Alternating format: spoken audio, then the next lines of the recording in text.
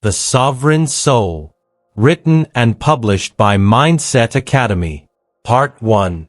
There comes a quiet moment in the life of every thoughtful human being when the noise of the world, which once seemed so convincing and so commanding in its endless parade of opinions, expectations, urgencies, and anxieties, begins slowly to lose its authority, and in that subtle fading of external voices there emerges a gentle but unmistakable whisper from within, a voice that had always been present yet seldom heard, a voice not loud enough to compete with the clamor of daily distractions but persistent enough to survive beneath them all, patiently waiting for the hour when the individual, wearied by imitation and exhausted by chasing approval, finally turns inward and begins to ask a question that few dare to ask with true sincerity. Who am I beneath all the roles I have been taught to perform, beneath the expectations I have inherited, beneath the identities the world has handed to me as if they were permanent truths? For most people, life unfolds as a long rehearsal for someone else's script, where success is measured by how well one conforms to the invisible standards that surround us like walls we rarely question, and thus the majority spend their days navigating a labyrinth of borrowed ambitions, borrowed fears, and borrowed definitions of happiness, never realizing that the greatest loss a person can suffer is not poverty, nor failure, nor rejection, but the quiet abandonment of their own inner authority, and it is precisely this authority, this quiet sovereignty of the inner self, that this journey seeks to rediscover, for the sovereign soul is not a creature of circumstance but the master of its response to circumstance, not a servant of fleeting opinion but a guardian of enduring principles, not a shadow cast by the expectations of others but a living center of conscious will. To understand what it means to possess a sovereign soul, one must first recognize the invisible chains that bind the ordinary mind, chains so subtle that many carry them for a lifetime without ever noticing their weight, because they were fastened during childhood when the mind was still soft and impressionable, during those early years when authority figures, cultural narratives, and collective fears quietly sculpted the architecture of our beliefs, teaching us what to admire, what to fear, what to pursue, and what to avoid, until eventually we began to mistake those inherited patterns for our own authentic desires, and thus the human story often becomes a tale of unconscious repetition, where individuals spend decades climbing ladders they never truly chose to climb, only to arrive at heights that feel strangely empty.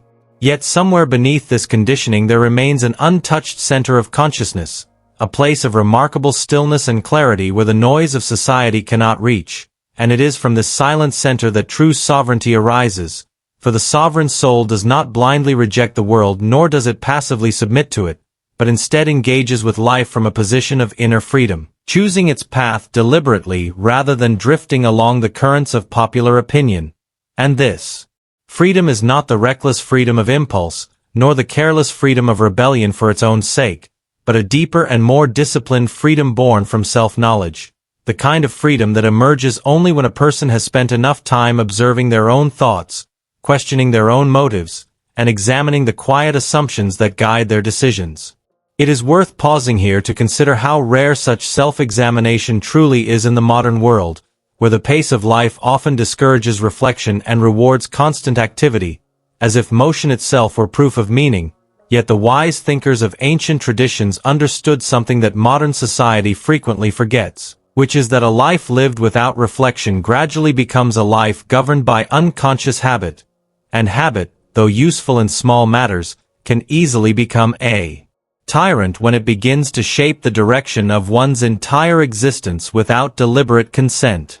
Imagine a traveler walking through a vast and unfamiliar land while wearing a blindfold that he himself forgot he was wearing. He might continue walking for years, guided only by the echoes of voices around him, occasionally stumbling into paths others have carved, occasionally colliding with obstacles he cannot see, and all the while believing that this wandering confusion is simply the nature of life itself. Yet the moment the blindfold is removed, the traveler suddenly realizes that the terrain was never as chaotic as it once appeared, and that the direction of his journey was always within his power to choose once he could finally see.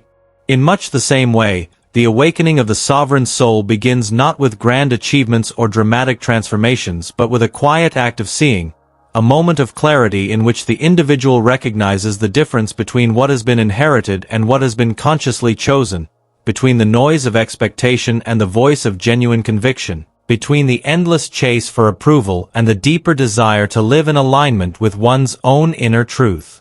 This recognition often arrives during periods of discomfort, for it is rarely in times of effortless comfort that the human mind feels compelled to question its assumptions.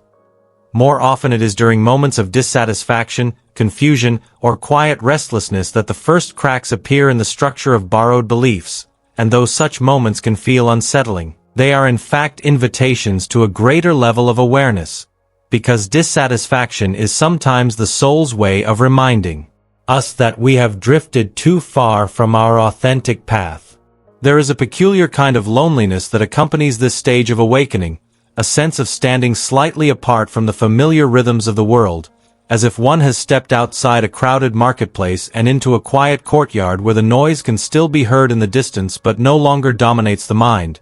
And while this solitude may initially feel uncomfortable, it is also the beginning of a profound transformation, because only in moments of genuine solitude can the individual begin to hear the deeper questions that lead towards sovereignty. What do I truly value, beyond what I have been told to value? What kind of life would feel meaningful even if no one else applauded it?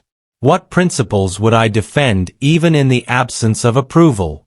These questions, when approached with honesty rather than convenience, begin to reshape the inner landscape of the mind, gradually replacing borrowed priorities with authentic conviction.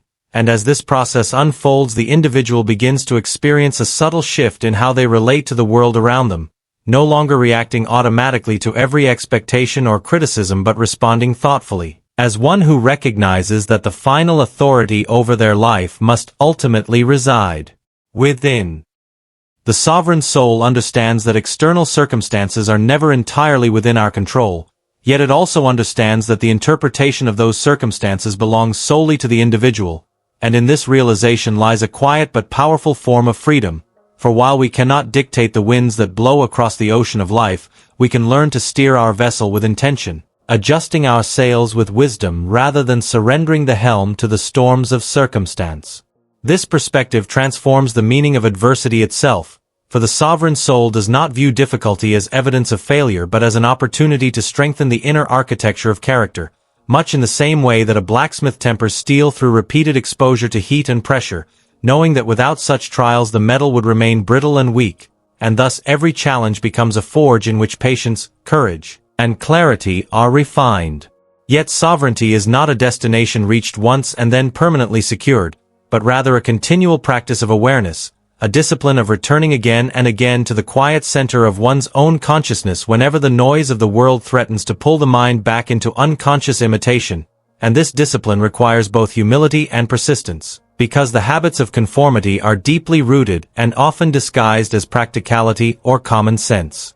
There will be moments when the individual feels tempted to abandon their inner authority in exchange for the temporary comfort of belonging, moments when the pressure to conform seems easier than the responsibility of thinking independently, and in those moments the sovereign soul must remember that authenticity is rarely the path of least resistance, yet it is always the path of deepest fulfillment. For the person who lives in alignment with their inner principles experiences a quiet form of peace that cannot be manufactured through external achievements alone, a peace that arises from the knowledge that one's life is not merely a reaction to circumstance but an expression of deliberate intention. Such peace does not eliminate struggle, nor does it guarantee constant happiness, but it provides something far more valuable: a stable foundation from which the individual can face both triumph and adversity without losing their sense of direction. And so the journey toward the sovereign soul begins not with a dramatic declaration but with a subtle shift in attention, a willingness to listen more carefully to the quiet wisdom within, to question inherited assumptions with courage and patience, and to accept the profound responsibility that accompanies true freedom, which is the responsibility of shaping one's life not according to the loudest voices of the crowd, but according to the deeper and often quieter voice of conscience. For it is within that quiet voice, steady and enduring beneath the noise of the world, that the first true signs of sovereignty begin to emerge, like the faint light of dawn appearing on the horizon long before the sun itself rises, reminding us that even in the longest night the promise of morning is already on its way. And the one who learns to follow that light, patiently and thoughtfully, step by step through the uncertain terrain of self-discovery, gradually becomes something the world both fears and respects. A person who cannot easily be manipulated by trends, frightened by temporary storms, or seduced by hollow applause, because their compass no longer depends on external approval but on an inner clarity that grows stronger with every honest reflection. Such a person is not merely surviving life but consciously shaping it, and in doing so they begin to embody the quiet but unshakable power of the sovereign soul. There exists within the depths of every human being a silent territory that few ever fully explore, a vast inner landscape whose boundaries are not marked by mountains or oceans but by the invisible limits of belief, perception, and awareness. And though this territory belongs to each person as intimately as their own breath, it remains for many an uncharted wilderness, because the habits of modern life encourage us to look outward for direction, approval, and meaning rather than inward toward the quiet source from which true understanding flows. It is therefore not surprising that so many individuals move through the years with a strange and subtle disconnection from themselves, as though they were travelers wandering through their own homeland without ever realizing that the land beneath their feet belongs to them. The awakening of the sovereign soul, which began with the first recognition that one's life need not be governed by borrowed expectations, continues with a deeper and more demanding realization, and that realization is this: that the greatest authority over one's life cannot be found in institutions, traditions, or public opinion, but must be discovered and cultivated within the silent chambers of one's own consciousness, where reflection replaces reaction and where the individual gradually learns to distinguish between the noise of passing influence and the voice of enduring truth. This is not an easy discovery, for the human mind has long been trained to seek certainty in external structures, and there is a certain comfort in allowing others to determine the direction of our thinking, because it relieves us of the responsibility of questioning, evaluating, and deciding for ourselves. To follow a path that has already been carved by countless footsteps is far less demanding than to step into unexplored ground where every movement requires awareness and deliberate thought, yet it is precisely this willingness to step beyond familiar patterns that marks the beginning of true intellectual and spiritual independence. In ancient times, wise teachers often spoke of the mind as a kind of garden, a living field whose condition depends entirely on the care it receives, and though this metaphor may seem simple at first glance, it contains a profound insight about the nature of human consciousness, for just as a neglected garden quickly becomes overgrown with weeds that choke the life from healthy plants, so too does an unexamined mind become crowded with assumptions, fears, and inherited beliefs that slowly suffocate the natural clarity of thought. When a person begins the work of cultivating their inner life with genuine attention, they soon discover that many of the ideas they once accepted without question were not the result of personal understanding but rather the echoes of voices they had heard throughout childhood, education, and society. These voices may have been well-intentioned, and in some cases they may even contain useful guidance, yet the sovereign soul recognizes that wisdom cannot simply be adopted through repetition. It must be examined, tested, and ultimately understood through personal reflection before it can become a genuine part of one's own philosophy of life. It is during this process of reflection that the individual begins to experience a curious shift in perception, as though the world itself were gradually revealing new layers of meaning that had always been present but rarely noticed.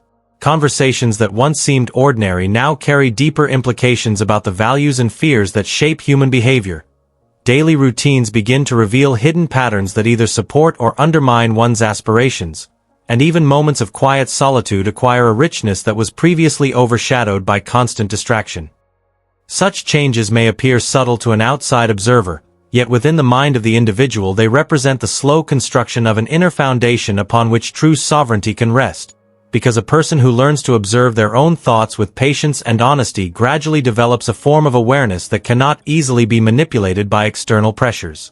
This awareness is not the cold detachment of indifference but rather a calm and attentive presence, the ability to notice one's emotional reactions without immediately surrendering to them, to question one's impulses without condemning them, and to examine one's beliefs without feeling threatened by the possibility that some of them may require revision.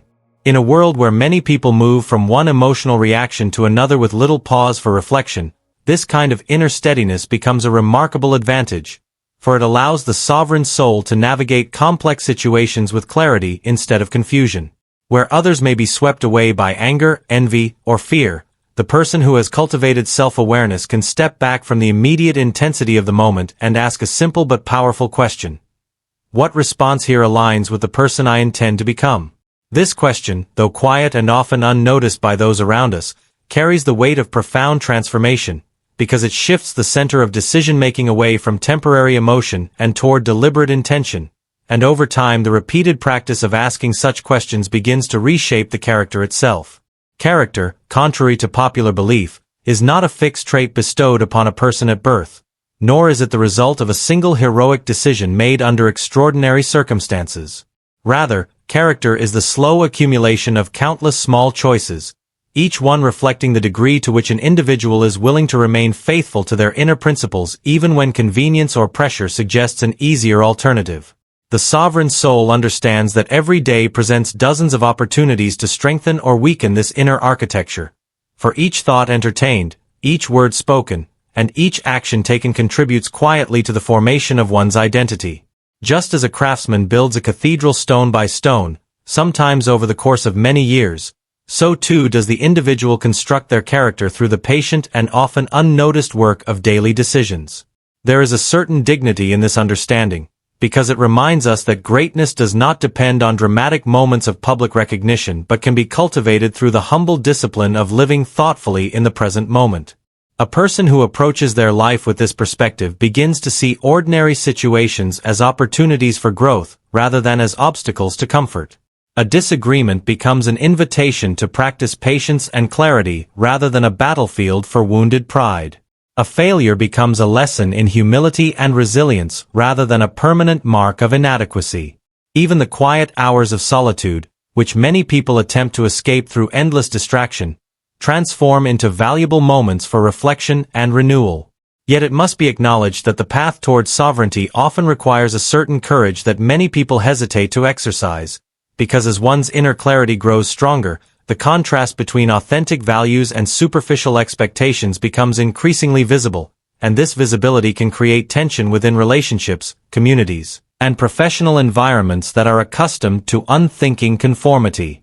There may come moments when the sovereign soul finds itself standing alone in its convictions, not because it seeks isolation but because it refuses to betray its understanding for the sake of convenience or approval.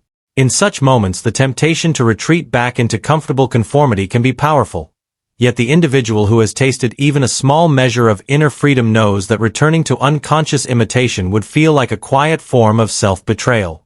Fortunately, solitude in such circumstances is rarely as absolute as it initially appears, because throughout history there have always been individuals who chose to live with similar integrity, and though they may be separated by distance, culture, or time, their writings, ideas, and examples form a kind of invisible fellowship that supports those who seek a deeper way of living.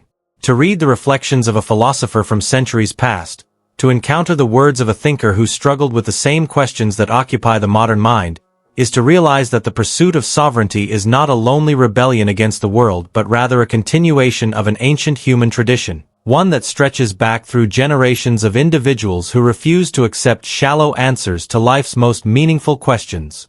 This realization offers both comfort and responsibility, because it reminds us that the freedom we seek has always required effort, patience, and intellectual honesty.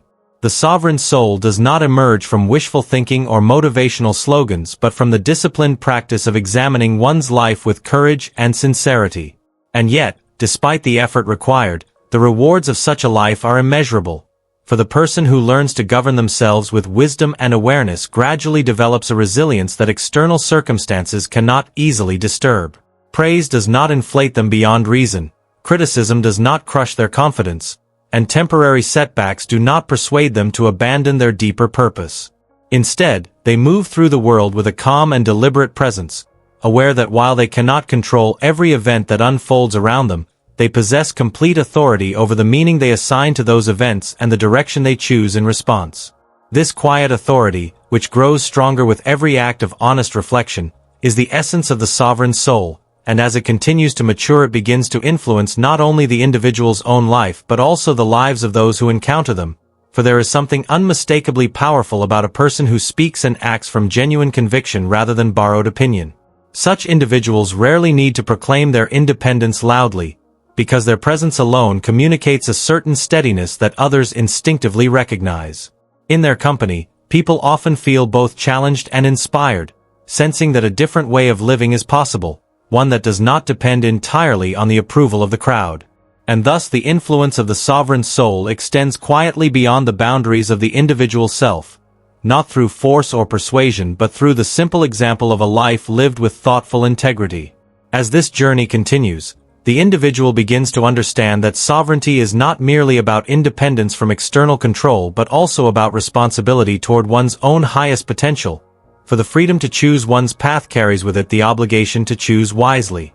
To possess a sovereign soul is therefore not to escape the challenges of life but to meet them with clarity, patience, and unwavering commitment to the deeper truths that guide the human spirit toward meaning, purpose, and lasting inner peace. Part 3. To embark further along the path of the sovereign soul is to begin to perceive, with a clarity that surpasses ordinary understanding, the subtle currents that guide human existence, currents that are often invisible to the untrained mind yet powerful enough to shape entire lifetimes. These currents are neither physical nor material in the conventional sense. They flow through the channels of thought, habit, and intention, quietly directing attention, desire, and action in ways so subtle that most people move through life unaware of their influence.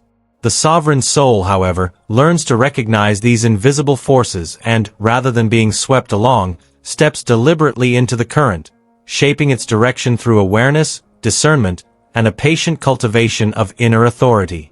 This understanding begins with the recognition that most suffering is neither inevitable nor necessary but arises from a misalignment between the self and the forces one allows to govern the mind. From the earliest years, individuals are trained to accept particular standards, to prioritize certain desires, and to avoid others, often without ever pausing to ask why. The mind, unpracticed in the art of self-governance, becomes a vessel for external authority, carrying the weight of expectation and fear as if they were intrinsic truths.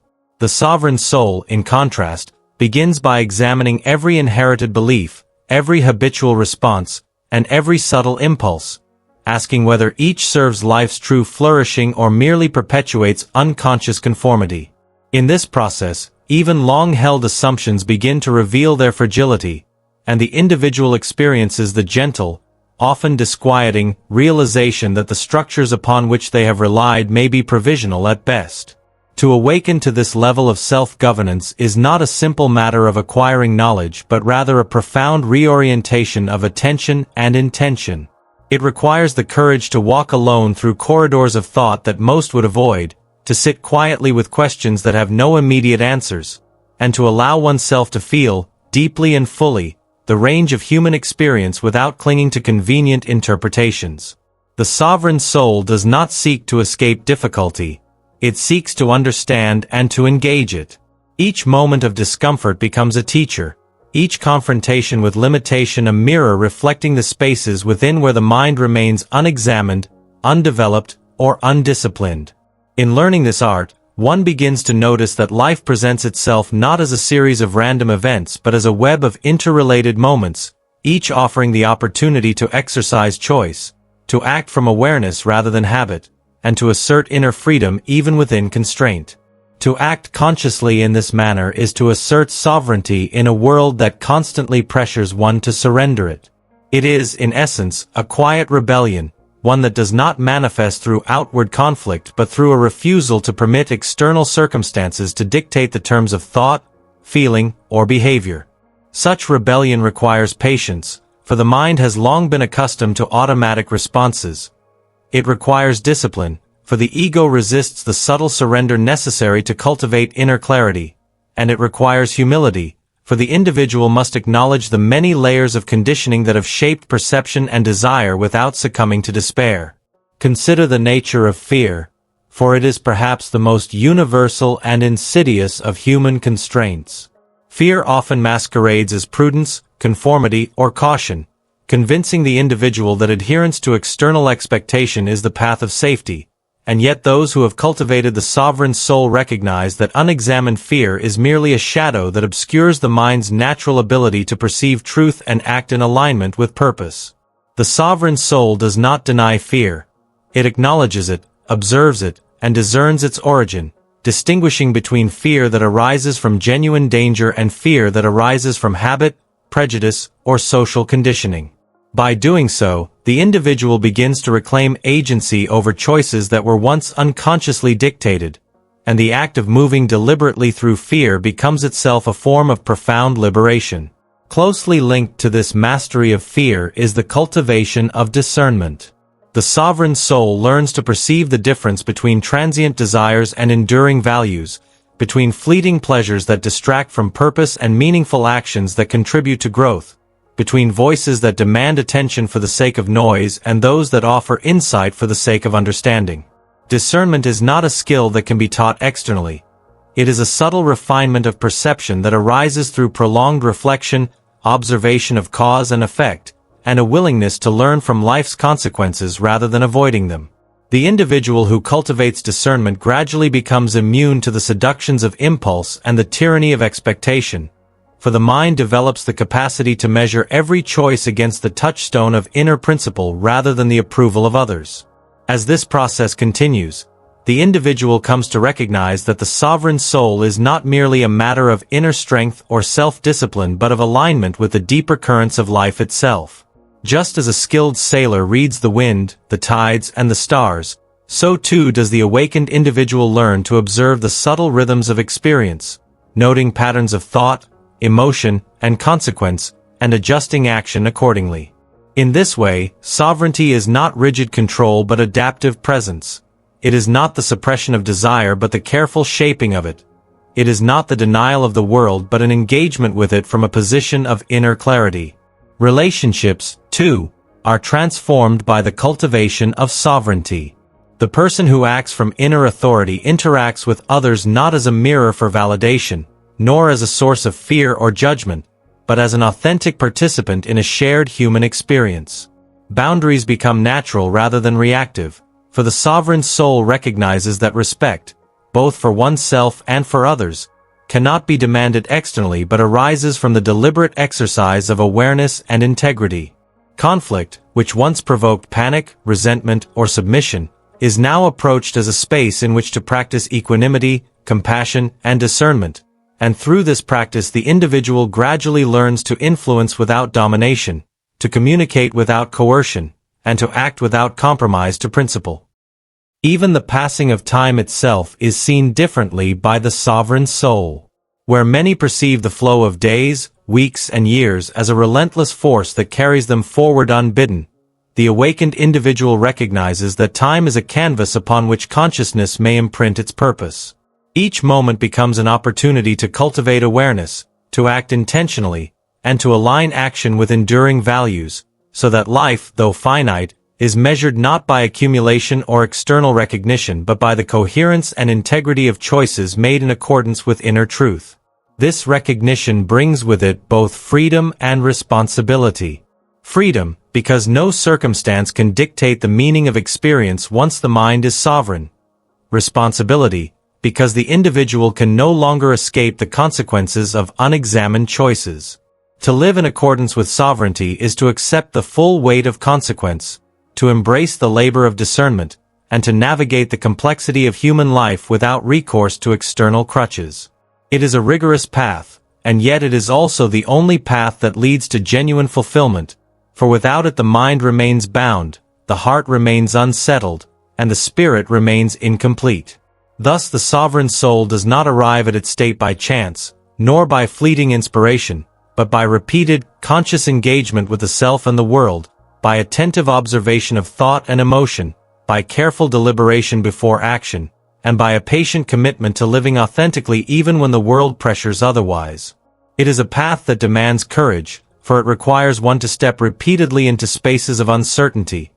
It demands patience, for it unfolds gradually rather than all at once, and it demands humility, for the individual must continually acknowledge what is unknown and embrace the learning that comes from it. In the continuation of this journey, the individual will come to understand that the sovereign soul is not merely a quality to be achieved but a lifelong practice, a daily commitment to presence, reflection, and intention, and that the richness of life arises not from external accumulation but from the inner coherence of thought, feeling, and action. To cultivate this sovereignty is to cultivate life itself, deeply, intentionally, and without compromise. Part 4. As the journey of the sovereign soul deepens, one begins to perceive a remarkable truth that is easily overlooked by those who wander through life in automatic patterns. That the external world, in all its brilliance and turbulence, is less a master of destiny than a mirror reflecting the inner state of consciousness. The mountains, rivers, cities, and crowds we encounter are neither inherently threatening nor inherently sustaining. Rather, they echo back the harmony or discord that resides within, and it is this subtle correspondence that forms the foundation of true sovereignty. Those who have not cultivated this inner clarity perceive life as chaotic, unjust, or indifferent, as if events and people conspire against them, yet the sovereign soul recognizes that such judgments are projections, born from unexamined fears, untested beliefs, and the habitual reflexes of a mind that has never paused long enough to observe itself. To awaken fully is to notice these reflections and to understand that mastery begins not by attempting to dominate circumstances but by cultivating the inner landscape in which circumstances are interpreted, weighed, and responded to with deliberate awareness. It is here, in this quiet but profound realignment, that one begins to comprehend the role of intention as the silent architect of experience. Most individuals act according to habit, whim, or external expectation, rarely pausing to consider whether their actions are aligned with the deeper principles they claim to value. In contrast, the sovereign soul learns to live with intention, not as a mechanical adherence to abstract rules but as an ongoing dialogue between awareness and action, between the present moment and the long-term unfolding of character. Each thought is observed, each desire scrutinized, each decision weighed against the yardstick of enduring purpose rather than ephemeral satisfaction. And it is in this patient, reflective practice that sovereignty truly begins to flourish. The cultivation of intentionality reveals, paradoxically, both the enormity and the subtlety of human responsibility. While it may seem at first that the freedom to act with consciousness is merely the privilege of choice, the sovereign soul quickly discovers that it is inseparable from the weight of consequence, for every deliberate act echoes outward, shaping both the individual and the world they inhabit. This awareness does not breed fear but rather a profound respect for the interconnectedness of life, a recognition that while one cannot control the external currents of fortune, one can cultivate a mind and heart capable of navigating them with wisdom, resilience, and integrity. In this light, every encounter, every decision, and every passage of time becomes an opportunity to refine the inner compass, to strengthen the capacity for discernment, and to assert the authority of conscious will over the automatic dictates of habit or impulse. The sovereign soul also begins to recognize the subtle tyranny of social expectation, which is often far more pervasive and insidious than overt coercion. From childhood, society imprints countless rules, norms, and hierarchies upon the mind, teaching implicitly that conformity is safety, that visibility is value, and that approval is equivalent to worth. Most individuals, unconsciously, surrender to this invisible authority, constructing identities from fragments borrowed from culture, family, and peers. The sovereign soul, however, learns to discern between what is truly essential and what is merely habitual conformity.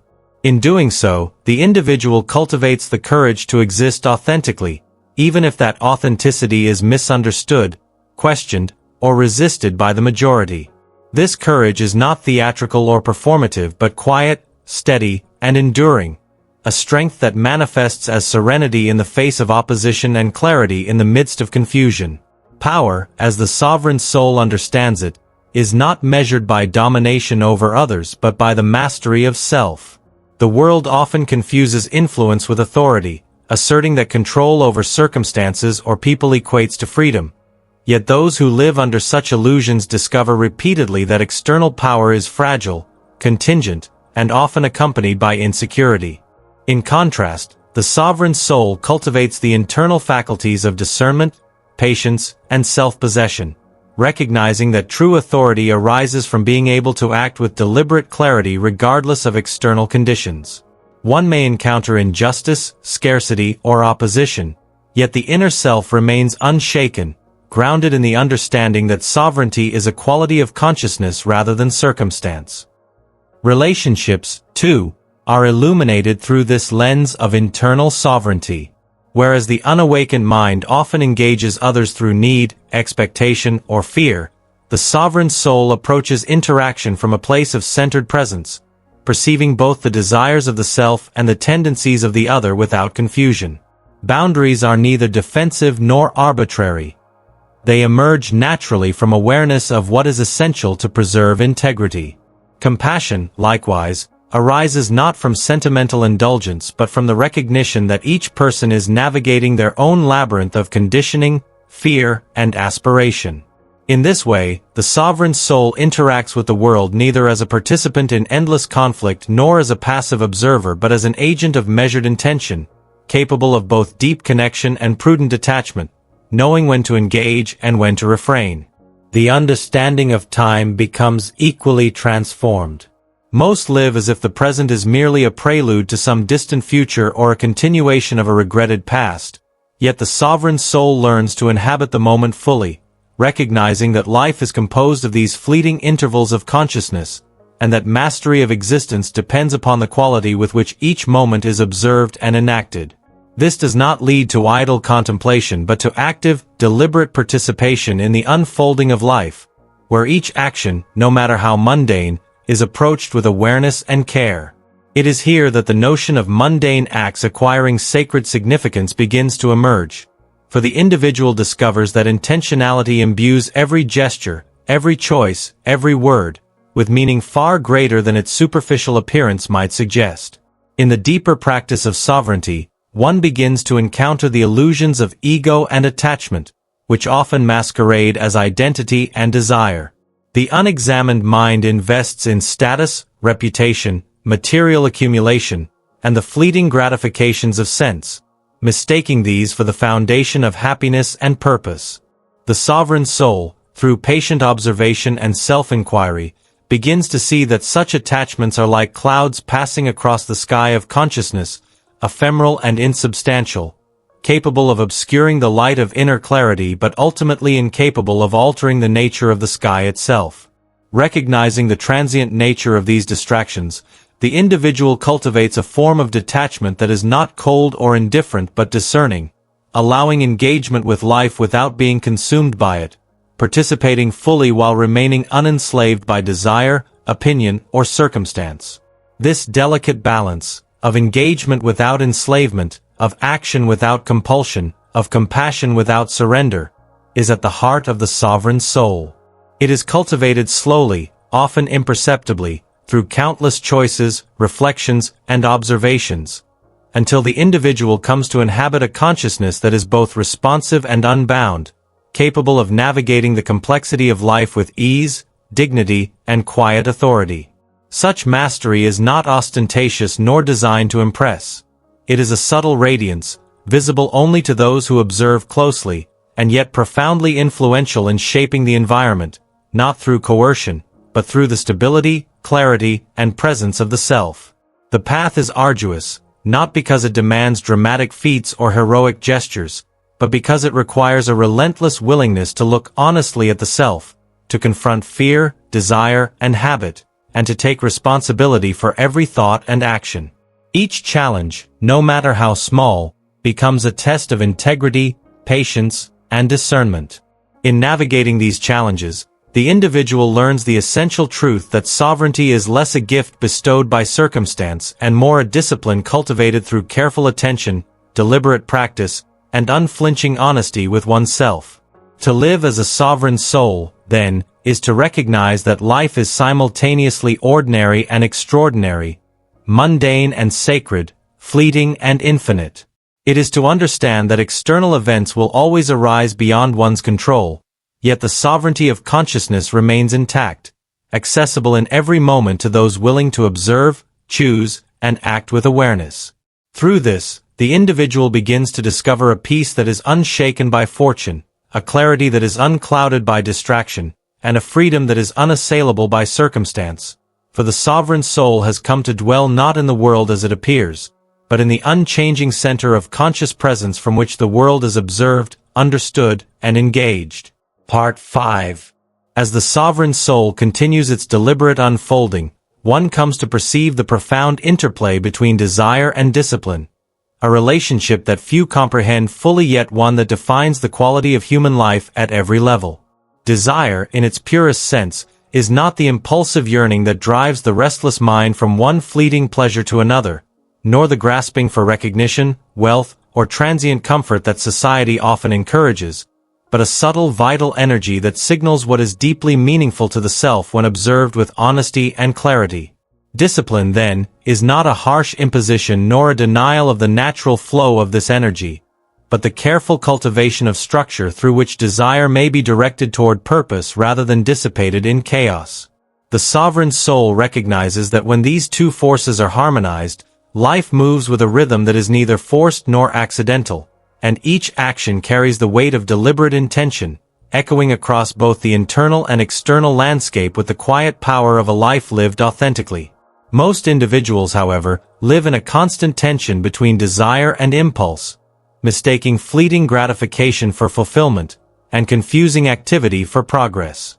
They are like rivers whose currents are unchanneled, rushing in multiple directions simultaneously, eroding the banks of attention, leaving only scattered sediment where coherence and purpose might have taken root.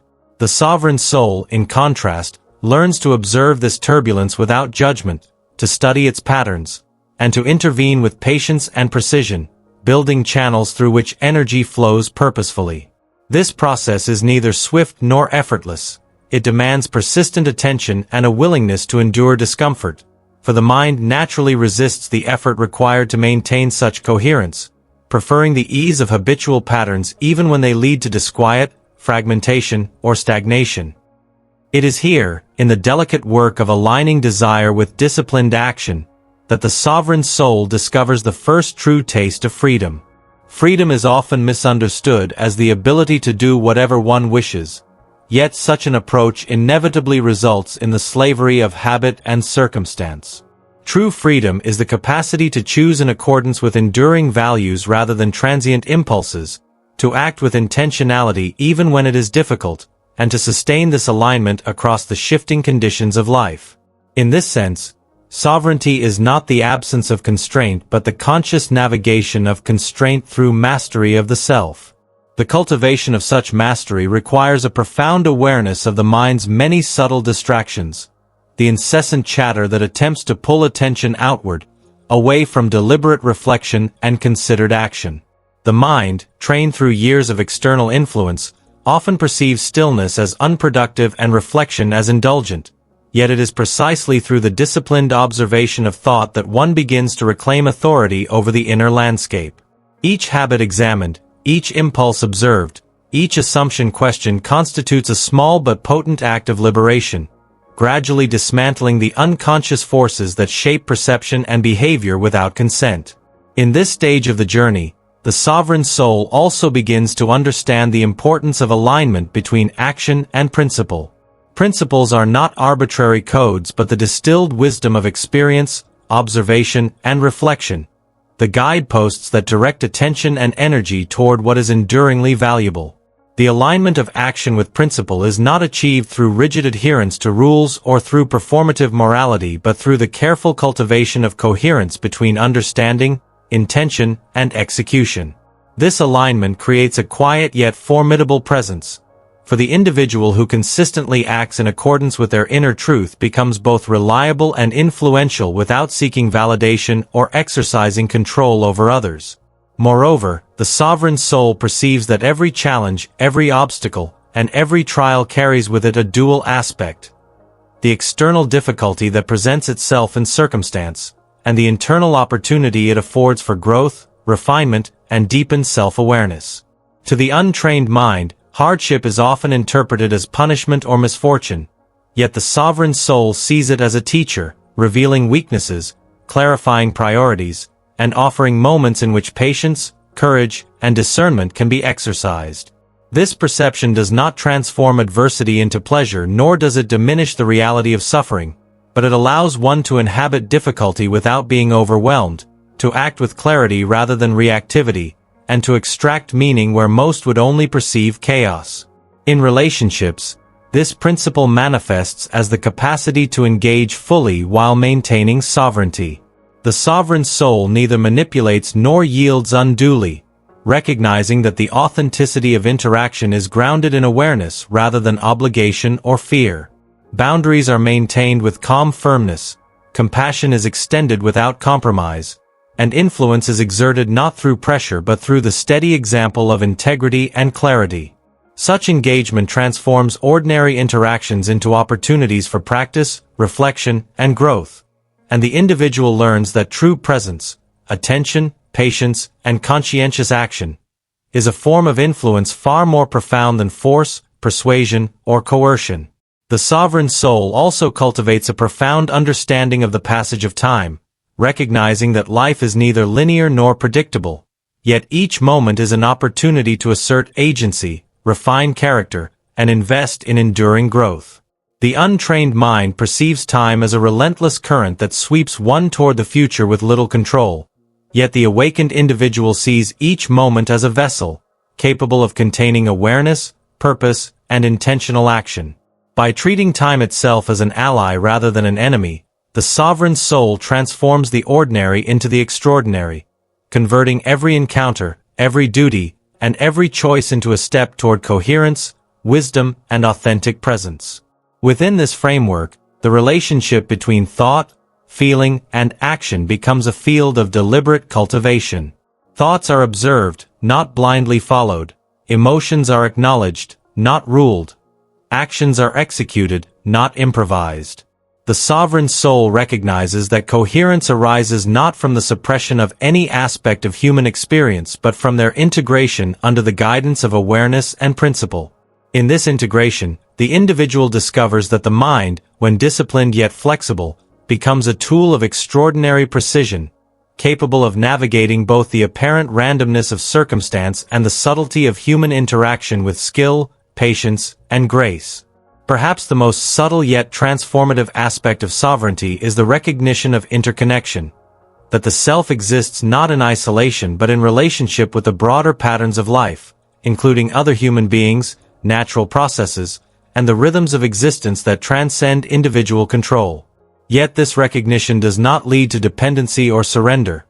Instead, it cultivates discernment, humility, and responsiveness, allowing the individual to act with awareness of consequence without being dominated by it, to contribute without attachment to outcome, and to live with integrity within the ever-changing fabric of existence. In this way, the sovereign soul is neither passive nor domineering but balanced, aware, and purposeful, responding to each situation from the center of conscious authority rather than the periphery of habit or fear.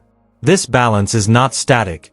It is continually tested, refined, and strengthened through the relentless practice of observation, reflection, and action. And while the challenges along this path are many, temptation, distraction, fear, the weight of inherited conditioning, they are not impediments to sovereignty but the very tools through which it is realized. To live as a sovereign soul, then, is to embrace both freedom and responsibility, awareness and action, presence and engagement. It is to cultivate the inner strength that allows one to navigate the turbulence of life without losing equilibrium, to act in alignment with principle even when doing so is difficult, and to extend authentic influence into the world without compromise or pretense. It is, in the deepest sense, a life lived deliberately, richly, and in full acknowledgement of the profound power inherent in conscious existence. Part 6. As the sovereign soul progresses in its unfolding, one begins to encounter the subtle yet profound terrain of the mind, a vast and often misunderstood landscape in which the seeds of destiny are sown long before the external world manifests them. The unexamined mind drifts like a leaf on a river, carried along by the currents of habit, impulse, and circumstance, rarely pausing to consider the source or direction of its journey. The sovereign soul, in contrast, learns to inhabit the river with awareness, to observe the flow of thought and emotion without being consumed by it, and to intervene with deliberate intention, recognizing that the quality of the inner landscape directly shapes the reality one experiences. Each moment of reflection becomes a point of power, each choice a deliberate act of creation, and each awareness of subtle patterns a step toward mastery over the self and, by extension, the life one leads. The mind, once disciplined and observed, reveals itself as both instrument and mirror. Thoughts, far from being random or uncontrollable, carry within them the latent structure of perception, shaping emotion, action, and ultimately the circumstances that arise. The sovereign soul discovers that habitual patterns of thinking, when left unchecked, act as invisible architects of suffering, subtly constructing limitations, attachments, and fears that dictate behavior under the illusion of inevitability. To intervene consciously, to observe the stream of thought, and to redirect its energy toward purpose and clarity is to reclaim authority over the self, and in doing so, to awaken the latent capacity for intentional creation that resides in every human being. This is not a superficial manipulation of ideas but a profound cultivation of awareness, a recognition that the mind is the forge in which character, destiny, and freedom are tempered. Imagination, too, emerges as a double-edged faculty within this inner terrain. When untamed, it becomes a playground for distraction, speculation, and anxiety, conjuring fears of imagined futures or desires for imagined pleasures. The sovereign soul, however, learns to engage imagination as an instrument of intentionality, visualizing with clarity what is aligned with enduring purpose rather than ephemeral desire. In doing so, imagination becomes a compass rather than a distraction, a tool through which the mind may explore possibilities, anticipate consequence, and generate strategies for growth, all while remaining grounded in the discerning awareness of what is truly valuable. Yet thought and imagination alone are insufficient. Action is the necessary bridge between inner understanding and outer reality. The sovereign soul recognizes that knowledge, insight, or clarity is not fully sovereign until it manifests through deliberate choice and disciplined execution.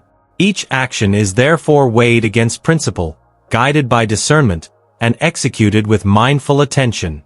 Habit, when aligned with purpose, becomes an ally rather than a chain, allowing the individual to sustain high levels of coherence across the daily fluctuations of life.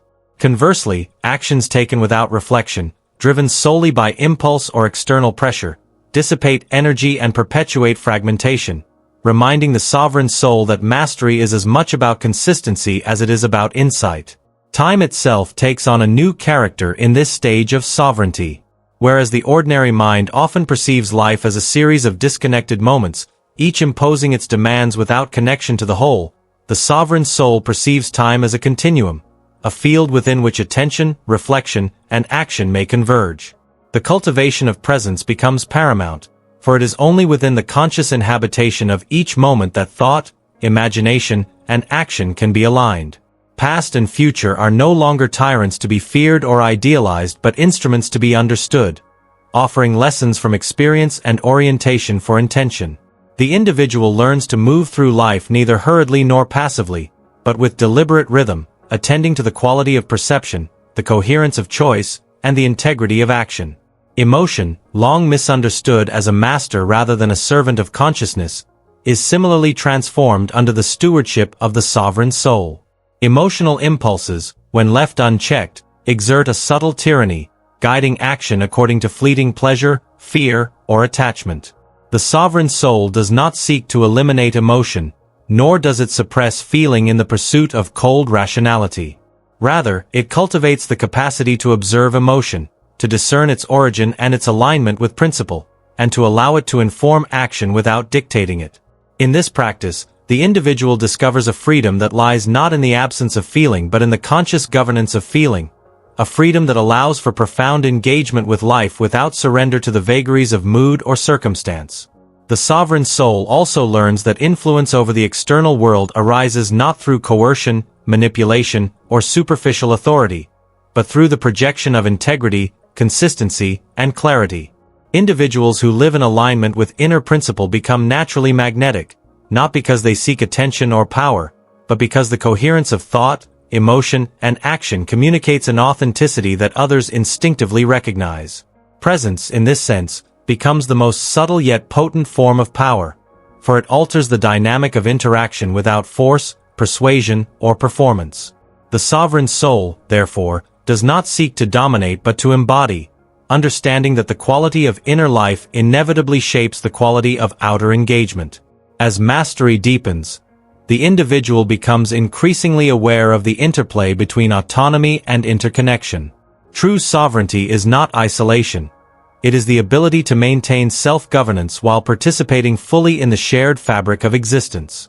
Every action carries consequence, and every choice resonates within broader systems of relationship, society, and nature. To act with awareness is to navigate this interconnection with discernment, recognizing both the freedom inherent in conscious choice and the responsibility it entails. Autonomy without awareness is hubris. Awareness without autonomy is dependence.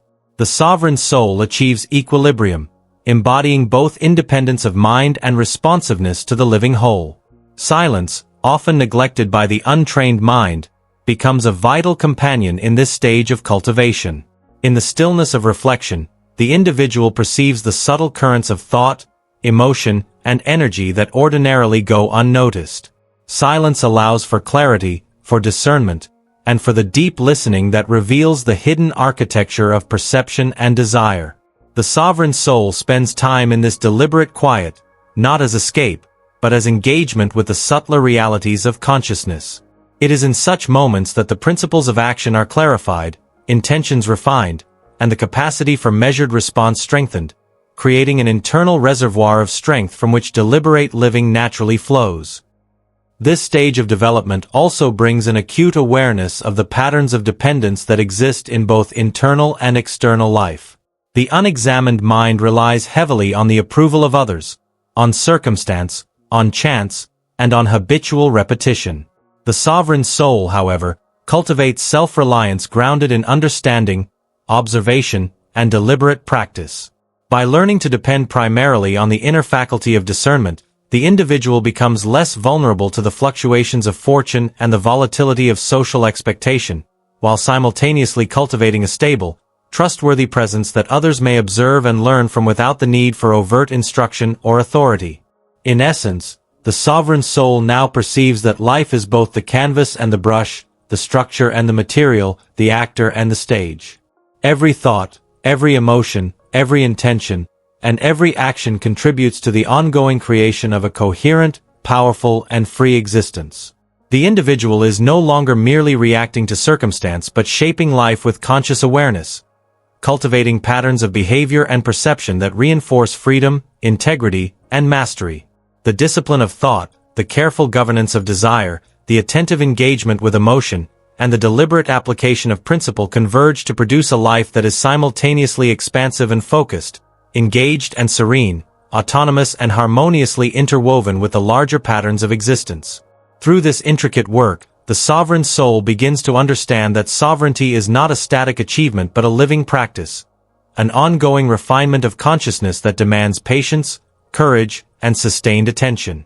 It is neither sudden nor superficial, nor is it merely a product of knowledge. It is the embodiment of insight through disciplined practice, the translation of awareness into action, and the conscious shaping of life from the depths of deliberate intention. The freedom it grants is subtle yet profound, for it is the freedom to inhabit reality fully, to choose with integrity, and to act with clarity, regardless of circumstance. Part 7. As the sovereign soul continues to deepen in awareness and capacity, one begins to perceive the profound interplay between inner mastery and the external world, a relationship both subtle and inescapable, for the actions, intentions, and presence of a conscious individual ripple outward, touching the lives, perceptions, and choices of others even when no words are spoken and no overt influence is exerted.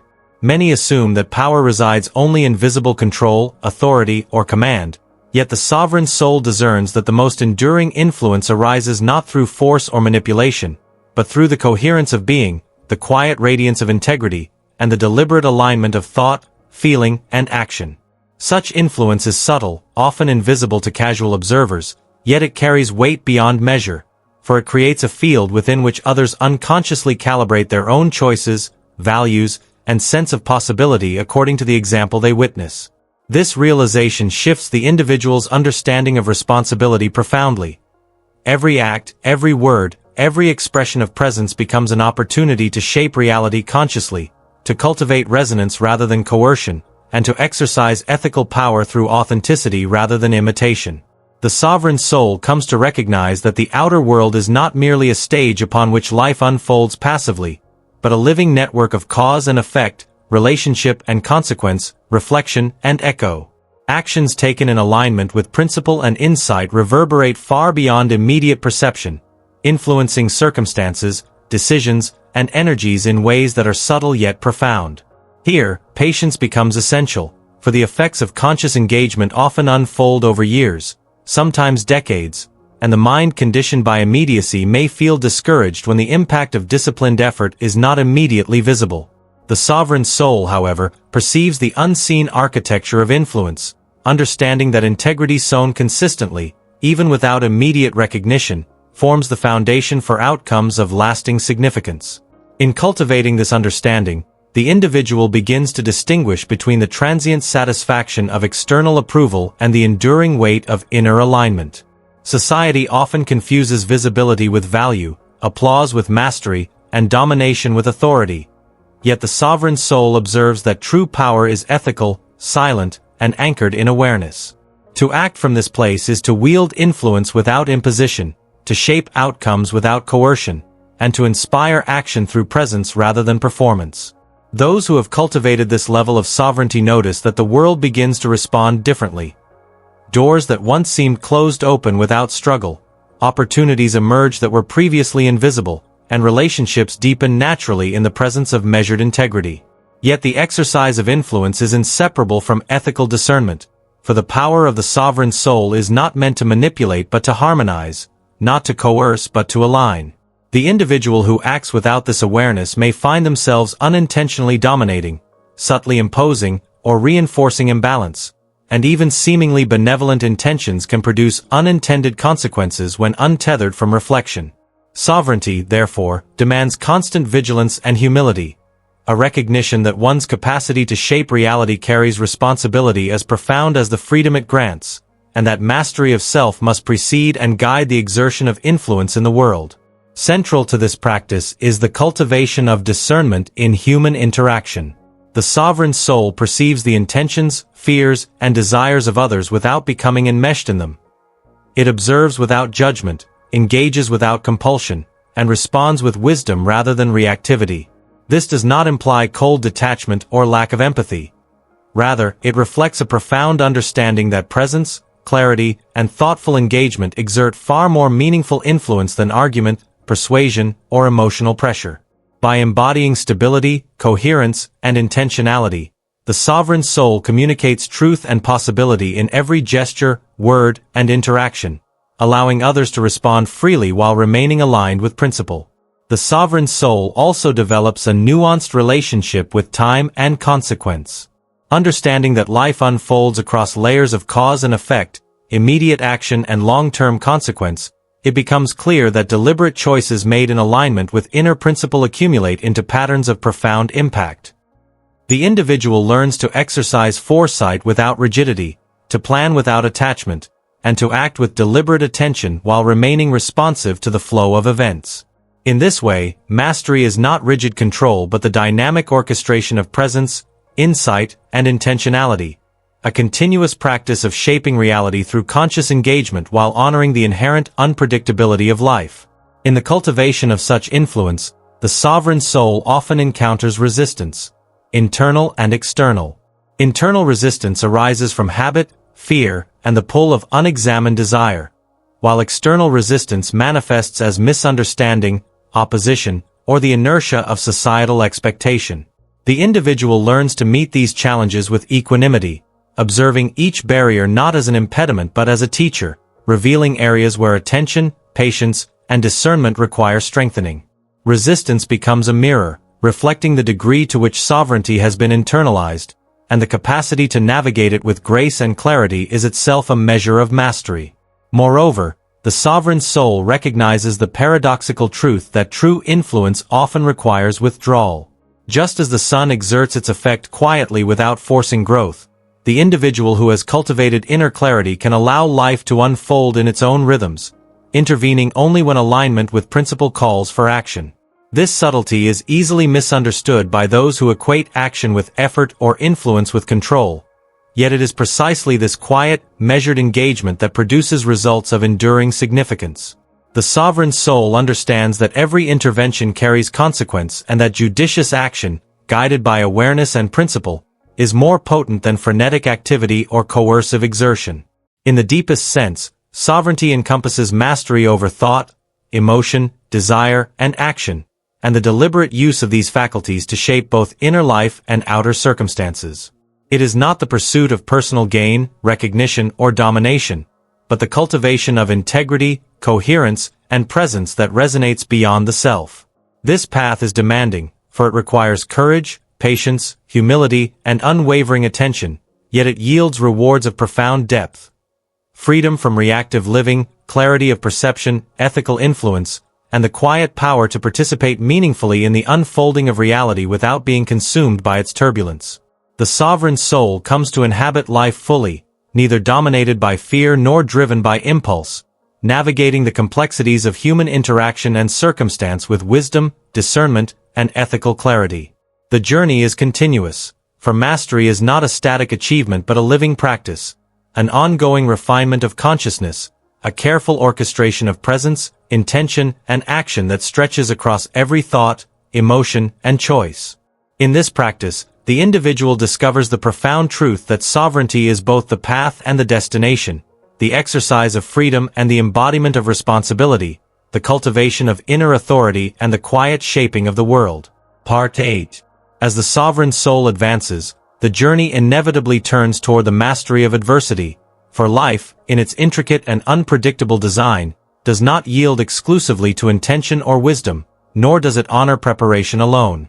Adversity is a constant companion, not a punishment but a necessary force that tests the coherence of mind, the depth of awareness, and the resilience of spirit. Those who have not cultivated sovereignty perceive adversity as an imposition, an interruption to comfort, or a personal injustice, and in such perception, the mind becomes ensnared by fear, resentment, and despair. The sovereign soul, however, learns to observe adversity with discernment, recognizing that each challenge carries within it both a mirror of unexamined limitation and a hidden opportunity for profound growth. To meet difficulty consciously is to transform it into a vehicle for refinement, and it is through the repeated, deliberate engagement with life's trials that the qualities of patience, courage, and ethical discernment are forged into habits of enduring strength. The first insight the sovereign soul gains in the face of adversity is that suffering is not merely external, nor is it always the result of circumstance. Much of it arises from misalignment within, from the failure to perceive the subtle currents that shape thought and action, and from the neglect of conscious attention. Pain, discomfort, and conflict, therefore, are not merely to be endured. They are to be observed, understood, and used as tools for self-mastery. By examining one's own reactions, emotional patterns, and habitual judgments, the individual discovers that even the harshest circumstance can become a teacher, revealing the areas of the mind and spirit that remain ungoverned. This practice does not minimize suffering, nor does it romanticize difficulty. Rather, it transforms the individual into a participant who navigates life with awareness, strength, and measured presence, rather than a victim of events beyond control. In this cultivation, resilience is understood not as mere endurance or suppression of emotion but as the active engagement with circumstance through clarity and principle. The sovereign soul recognizes that life's obstacles, whether in the form of loss, failure, or betrayal, are inevitable, yet the inner state of consciousness can remain unshaken. To cultivate resilience is to learn the art of response rather than reaction, of deliberate action rather than habitual avoidance, and of sustained awareness even in the midst of turbulence. Each encounter with difficulty becomes a rehearsal in self-mastery, each trial a test of patience, and each setback an opportunity to refine the alignment between thought, intention, and action. Over time, the repeated practice of such engagement transforms the individual, rendering the mind steady, the heart courageous, and the spirit capable of navigating the vicissitudes of existence with clarity and dignity. Equally essential is the understanding that adversity carries with it a paradoxical gift, the illumination of truth that remains hidden in comfort. When the mind and heart are untested, illusions of permanence, certainty, and adequacy often go unchallenged. Hardship, however, strips away pretense and exposes the underlying structure of consciousness. Habits, assumptions, and unresolved fears surface, demanding attention. The sovereign soul approaches this exposure not with shame or avoidance but with the steady curiosity of a scholar examining an ancient text, reading each line of thought, emotion, and impulse for its hidden significance. In this way, adversity becomes a teacher that is both demanding and precise, revealing the depths of character, the capacity for ethical choice, and the strength of internal coherence. Another dimension of sovereignty revealed through adversity is the mastery of patience. In a world that prizes speed, immediacy, and superficial success, the sovereign soul learns to perceive the slow unfolding of consequence, the subtle accumulation of effort, and the unseen patterns that guide growth and change. Adversity tests this patience, as the individual encounters delays, misunderstandings, and obstacles that may appear insurmountable. Yet those who have cultivated inner authority understand that endurance, careful observation, and consistent application of principle are the true markers of mastery, and that the slow work of deliberate engagement far surpasses the ephemeral triumphs of impulsive or reactive behavior. Moreover, adversity sharpens discernment. In moments of challenge, the true nature of choice, intention, and consequence becomes unmistakably visible. Decisions taken without reflection, desires pursued without awareness, and attachments maintained without clarity become painfully apparent in the crucible of difficulty. Conversely, deliberate, conscious action rooted in principle shines as a beacon of effectiveness, revealing the alignment between inner authority and external engagement. Through repeated engagement with adversity, the sovereign soul gradually internalizes these lessons, developing the capacity to act with both immediacy and long-term insight, to choose wisely under pressure, and to maintain clarity even amidst chaos. The sovereign soul also comes to recognize that adversity is inherently relational. It often manifests not solely as an external circumstance but as the reflection of interactions, both past and present, with others and with life itself. Human conflict, misunderstanding, and disappointment are rarely isolated phenomena. They are mirrors of perception, expectation, and conduct. The individual who navigates such relational adversity consciously does not react from woundedness or pride but engages with measured presence, observing both self and other with clarity, and responding with discernment rather than impulse. In this practice, adversity becomes a crucible not only for resilience but for the refinement of relationships, ethical engagement, and the subtle exercise of influence grounded in presence rather than coercion. Perhaps the most transformative insight the sovereign soul derives from adversity is the understanding that internal sovereignty cannot be delegated, postponed, or borrowed. No circumstance, no relationship, and no external authority can confer the mastery of thought, emotion, or principle. It must be cultivated deliberately and continuously.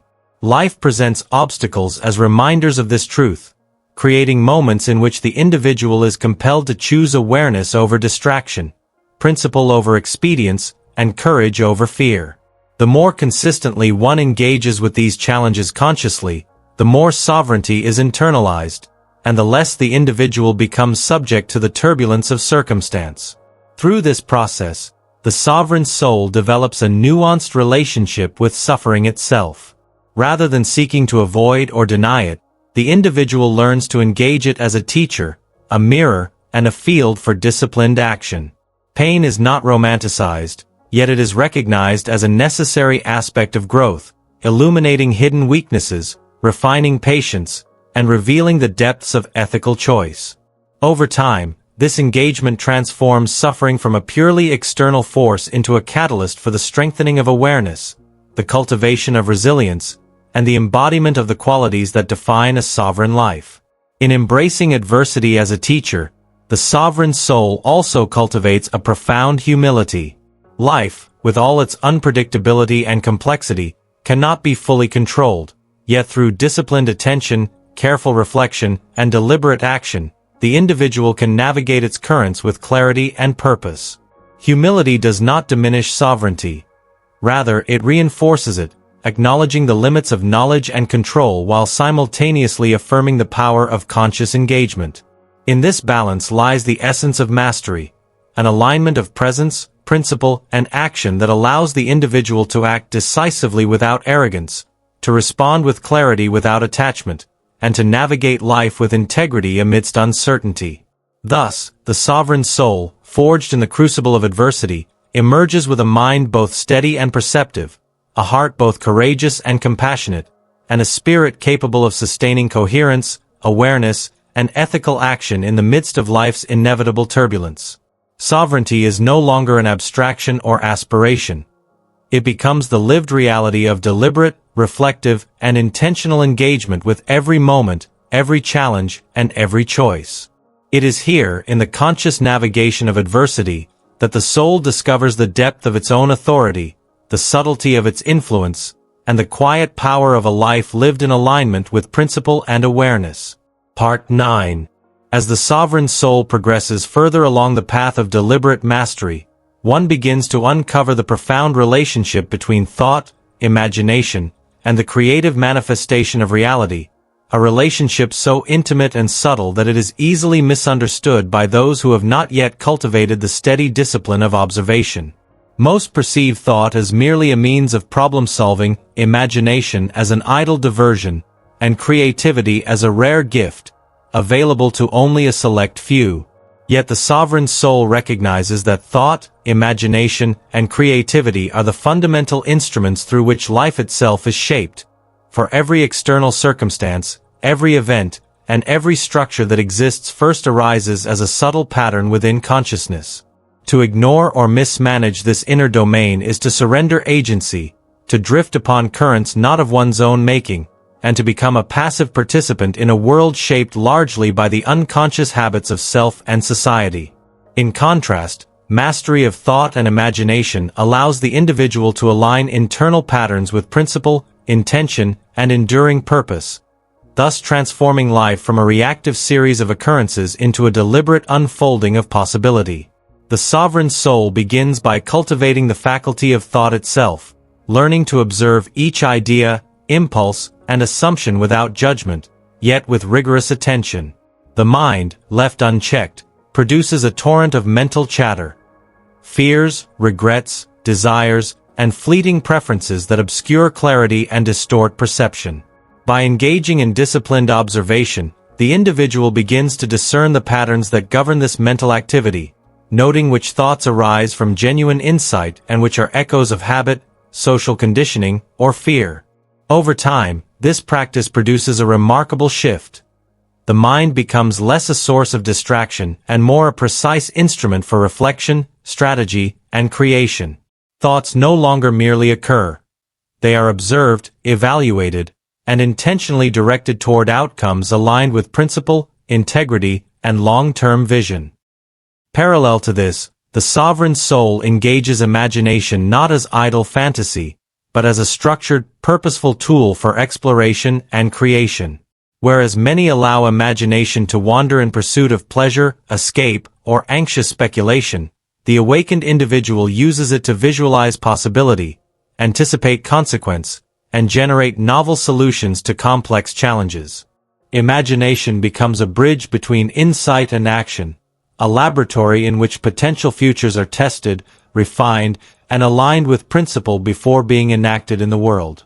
This disciplined engagement transforms imagination from a source of distraction into a faculty of power, allowing the individual to navigate uncertainty with confidence and to shape life in accordance with conscious design rather than mere circumstance. Creativity, when combined with disciplined thought and purposeful imagination, manifests as action that is both effective and authentic. The sovereign soul understands that the external world is the product of cumulative inner activity. Thoughts generate perception, perception guides intention, intention directs action, and action produces reality. By cultivating coherence at each stage of this process, the individual exerts influence that is both subtle and profound, creating outcomes that are aligned with principle, beneficial to self and others, and resilient to the vicissitudes of fortune. This is the alchemy of sovereignty, the transformation of internal clarity into tangible, lasting reality. Moreover, the sovereign soul learns to navigate the delicate balance between patience and initiative, understanding that creativity requires both the freedom to explore and the discipline to manifest. Ideas may arise slowly or unpredictably, yet they require the steady attention of conscious effort to be fully realized. The individual learns to distinguish between fleeting impulses and authentic insight, to nurture the seeds of possibility with careful reflection, and to execute with deliberate attention so that each creative act is not haphazard but coherent, ethical, and effective. In this way, mastery over thought, imagination, and action converges into the deliberate shaping of life, a process in which inner alignment produces outer transformation with remarkable consistency. In this stage, the sovereign soul also perceives the subtle interaction between creativity and resilience. Challenges, setbacks, and obstacles are not merely interruptions to progress but catalysts that stimulate deeper insight, novel approaches, and more refined strategies. By engaging difficulty with conscious presence, the individual discovers that the creative mind is energized not by comfort but by tension, not by certainty but by the careful navigation of complexity. In this dynamic interplay, adversity becomes both teacher and partner in creation, revealing new possibilities and refining the faculties of insight, imagination, and action. The sovereign soul further recognizes that ethical alignment is essential in the use of creative power. To shape reality effectively is not to impose one's will without consideration, but to act in accordance with principles that respect coherence, integrity, and the well-being of the broader system in which one operates. Influence and creation, when unmoored from ethics, can produce outcomes that are destructive, unsustainable, or misaligned with long-term purpose. The awakened individual therefore balances initiative with discernment, imagination with principle, and action with awareness, ensuring that creativity serves as a force for constructive manifestation rather than mere self-interest or fleeting gain. In parallel, the cultivation of internal vision becomes a profound source of guidance. The sovereign soul learns to anticipate not only immediate consequence but the unfolding patterns of life, perceiving connections, trends, and potentials that escape the unobservant mind. By sustaining awareness of these patterns, the individual can intervene strategically, align resources, and act with foresight rather than reactivity.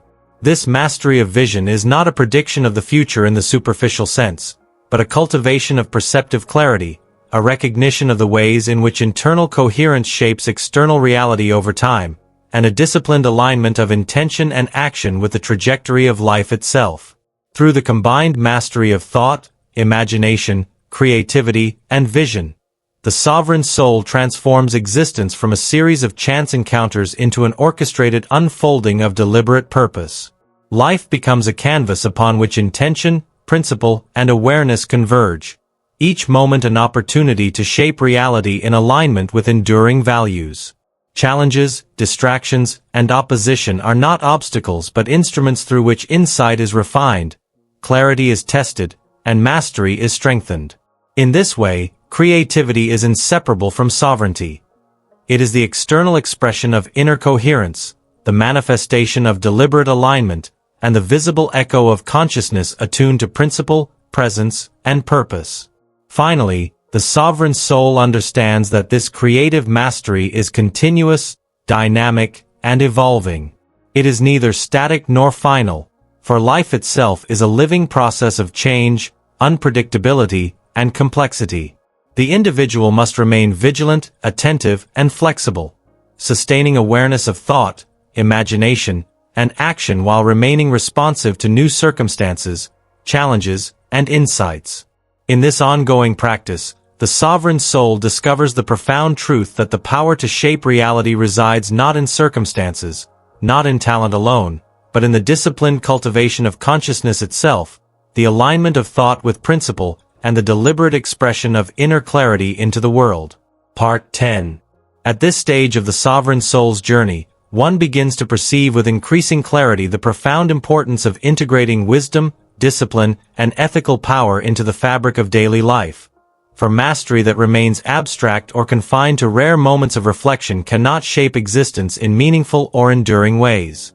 Life, in its ordinary manifestation, is not a series of grand gestures or monumental achievements, but a vast tapestry woven from countless small decisions, habitual actions, and choices made with or without awareness. It is here, within the seemingly mundane, that the sovereign soul discovers the true laboratory of mastery. Each interaction, each task, each moment of stillness or engagement becomes an opportunity to practice presence, apply principle, and embody integrity, transforming the ordinary into a conduit for the extraordinary. The sovereign soul perceives that discipline is neither a rigid imposition nor a denial of vitality. Rather, it is the architecture through which freedom, creativity, and ethical action are made possible. Without the structure of disciplined attention, the mind and spirit drift upon the currents of habit, desire, and circumstance, producing fleeting outcomes and superficial gains that often obscure the deeper work of self-realization. Discipline, cultivated not through coercion but through conscious practice and deliberate intention, allows the individual to channel energy, focus insight, and sustain coherence across time. Each day becomes a deliberate expression of purpose, each action a reflection of principle, and each challenge an opportunity to strengthen internal alignment. Through this ongoing application, the sovereign soul transforms ordinary routines into acts of conscious creation, bridging the gap between insight and manifestation, reflection and execution. Wisdom, similarly, is not a mere collection of knowledge or abstract understanding but the lived experience of discernment applied to the myriad circumstances of life. The sovereign soul learns to observe the consequences of thought, action, and choice, recognizing patterns that reveal the underlying architecture of cause and effect, human behavior, and natural law. Through reflection and attentive observation, understanding deepens, allowing for more precise and ethical engagement with the world. This wisdom is not static. It is a living, evolving faculty that grows in tandem with attention, experience, and deliberate practice, guiding the individual toward decisions that are both effective and aligned with enduring values. It is through the integration of this wisdom into daily life that the soul moves from theoretical understanding to practical mastery, embodying principles that shape both character and circumstance. Ethical power emerges naturally from the alignment of discipline and wisdom, for it is the expression of intentional authority rooted in integrity rather than coercion. The sovereign soul understands that influence, when exercised without discernment, can lead to harm, imbalance, or unintended consequence. True power, however, is subtle, measured, and grounded in principle. It is the ability to shape outcomes, guide action, and create resonance without resorting to manipulation or force. In daily life, this manifests as presence, reliability, and the quiet but unmistakable authority that arises from coherence between thought, intention, and behavior. Others respond not to the assertion of dominance but to the natural clarity, integrity, and consistency that the sovereign soul embodies, creating a field of influence that is both ethical and enduring. Integration, then, becomes the central task of the sovereign soul. It is not sufficient to cultivate wisdom, discipline, or ethical power in isolation. The true measure of mastery is the seamless embodiment of these qualities in the ordinary flow of life.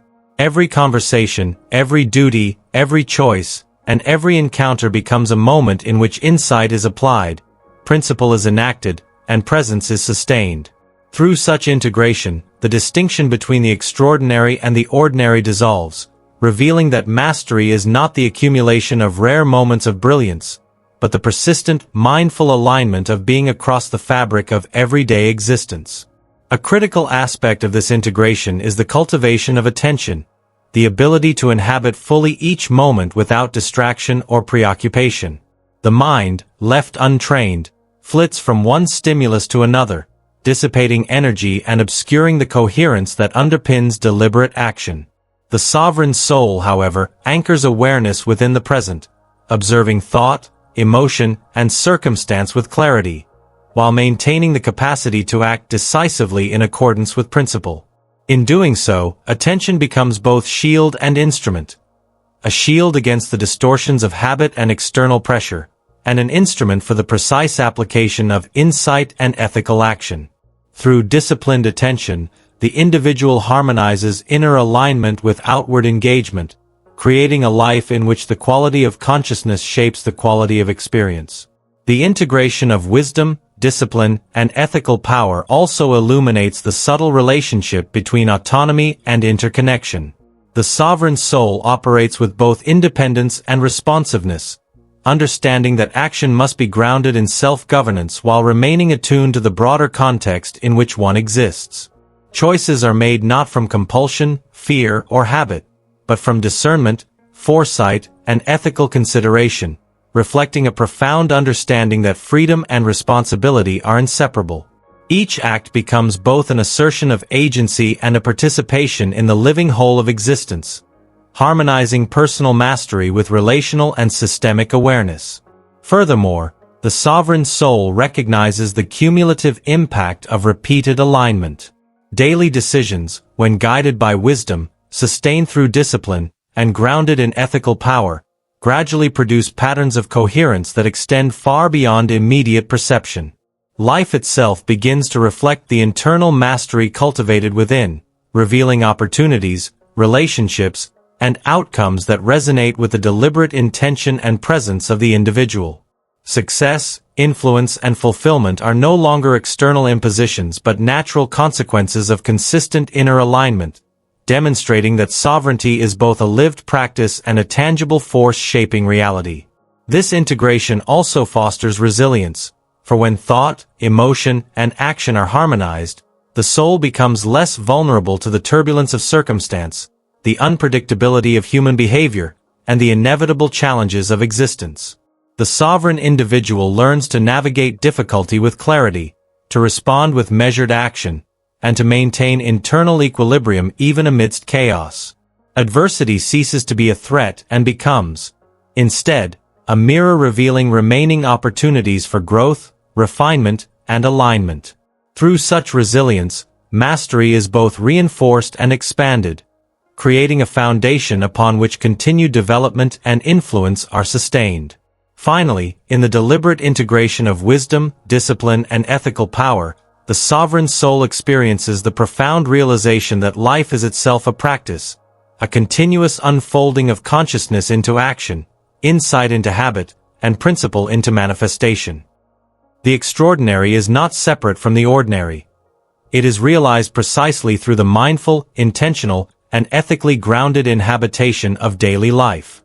Each moment becomes a thread in the tapestry of sovereignty, woven with patience, awareness, and deliberate attention, producing a life that is coherent, purposeful, and resonant with both personal authority and ethical influence. Through this ongoing practice, the sovereign soul demonstrates that true mastery is not the pursuit of external recognition, fleeting achievement, or ephemeral control, but the embodiment of alignment, clarity, and integrity across the fabric of existence.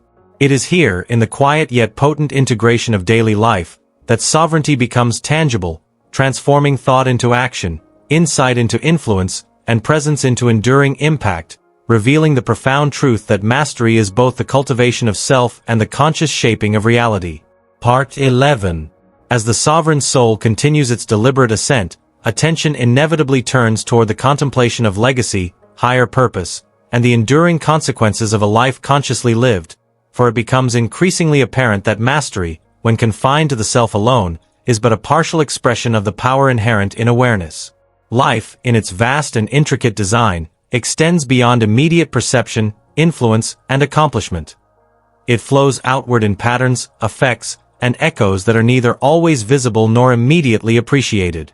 The sovereign soul begins to perceive that every choice, every act, and every moment of integrity contributes to this web of consequence, forming the foundation of a life whose impact reaches far beyond the limitations of personal desire, ambition, or temporal circumstance. In this understanding, the individual recognizes that higher purpose is not a lofty abstraction or external goal, but the deliberate alignment of intention, action, and principle in ways that endure, resonate, and cultivate coherence both within and beyond the self. This contemplation leads the sovereign soul to examine the nature of influence as it stretches across time. True influence is rarely instantaneous, visible, or dramatic. It is subtle, accumulative, and often hidden from immediate view. The choices made today, when guided by principle and informed by awareness, ripple outward across relationships, communities, and systems in ways that cannot be measured solely by immediate effect. Just as a river shapes the terrain not only along its immediate banks but far downstream, so too does deliberate action, grounded in discernment and ethical power, generate effects that may unfold over years, decades, or even across generations. The sovereign soul comes to embrace this expansive perspective, understanding that life is not merely a sequence of events but a continuum in which the quality of attention, the alignment of intention, and the integrity of action are the true determinants of enduring consequence.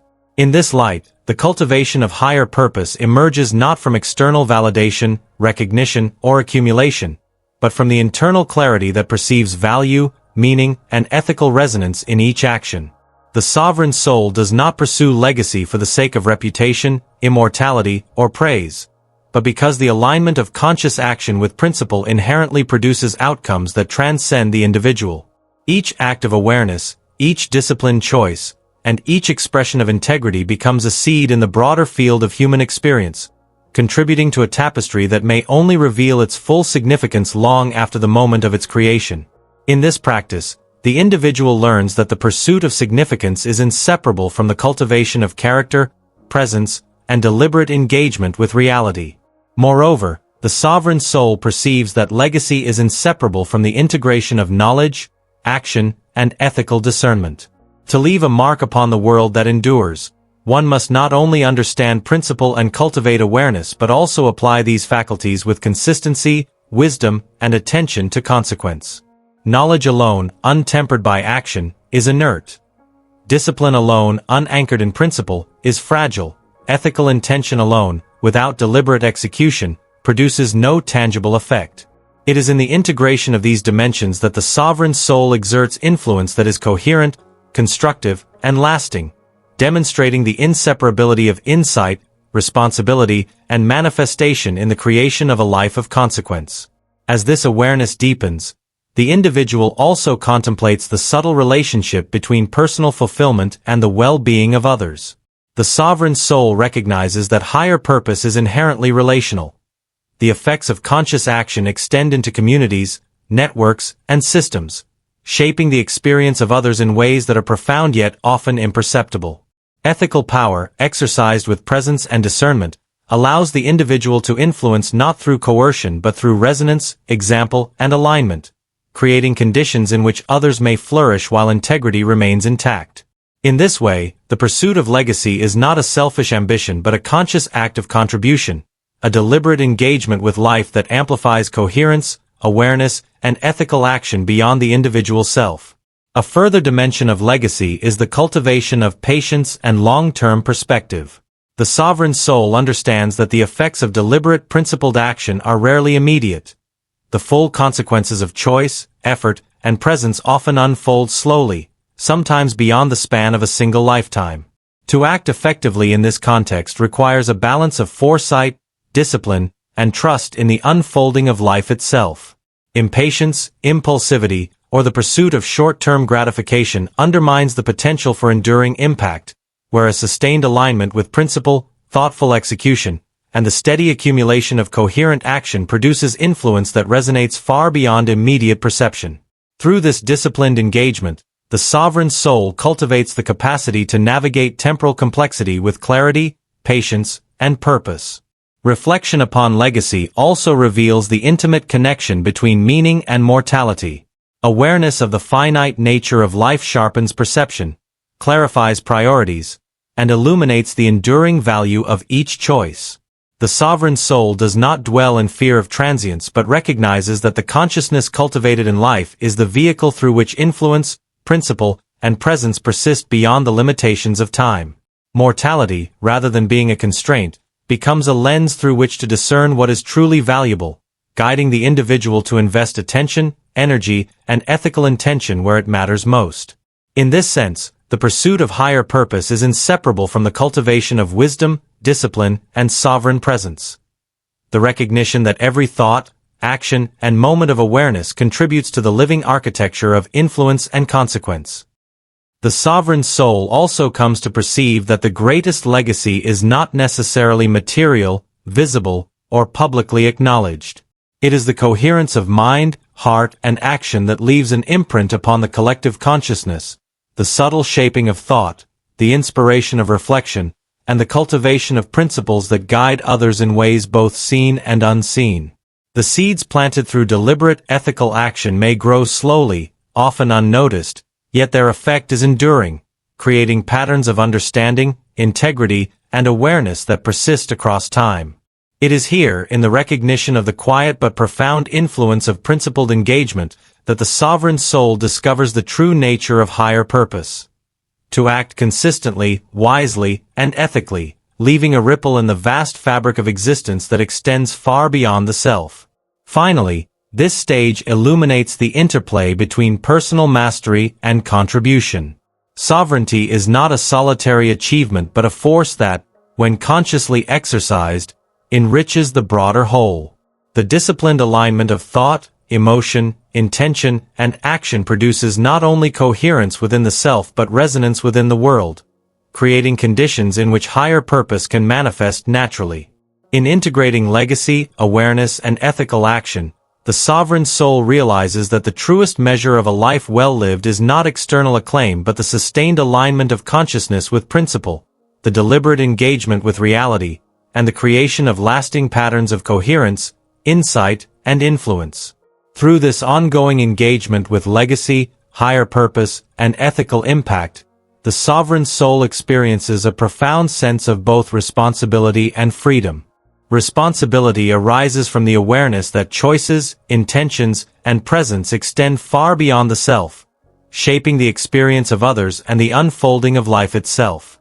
Freedom arises from the clarity and coherence cultivated through conscious practice, discipline, and integration, allowing the individual to act with integrity, presence, and intentionality, regardless of external circumstance. Together, these qualities produce a life that is both potent and ethical, meaningful and enduring, revealing the profound truth that the cultivation of the sovereign soul is inseparable from the deliberate shaping of reality, the exercise of ethical power, and the creation of a legacy that resonates across time and existence.